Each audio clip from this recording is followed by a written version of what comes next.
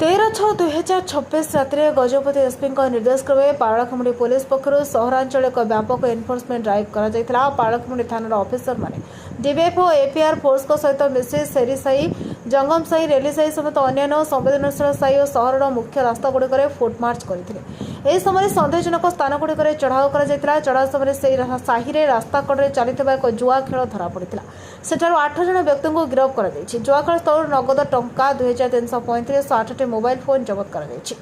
ଏକରେ ମେରିଏକା ସମା ବୟସ 24 ବର୍ଷ ବାଗତି ସାହି ପାରଳାଖେମୁଣ୍ଡି, ନାବୋଲିପୁରୀ ରାମା ବୟସ 45 ବର୍ଷ ବାଗତି ସାହି ପାରଳାଖେମୁଣ୍ଡି, ବୁରିଡ଼ା ସନ୍ତୋଷ ବୟସ 34 ବର୍ଷ ବାଗତି ସାହି ପାରଳାଖେମୁଣ୍ଡି, କେର୍ନାନା ଭେଙ୍କଟରାଓ ବୟସ 54 ବର୍ଷ ବାଗତି ସାହି ପାରଳାଖେମୁଣ୍ଡି, ବୋମାଲି ନରେଶ ବୟସ 32 ବର୍ଷ ସେରିଚାକିରି ସାହି ପାରଳାଖେମୁଣ୍ଡି, ଏ କୃଷ୍ଣ ବୟସ 35 ବର୍ଷ ବାଗତି ସାହି ପାରଳାଖେମୁଣ୍ଡି, ଲକ୍ଷ୍ମୀନାରାୟଣ ପରିଛା ବୟସ 50 ବର୍ଷ ସେରିଭୋଇ ସାହି ପାରଳାଖେମୁଣ୍ଡି, ତାତି ଭଲସା ରମେଶ ବୟସ 38 ବର୍ଷ ବାଗତି ସାହି ପାରଳାଖେମୁଣ୍ଡି। ଘଟଣାର ତଦନ୍ତ ଚାଲୁ ରହିଛି।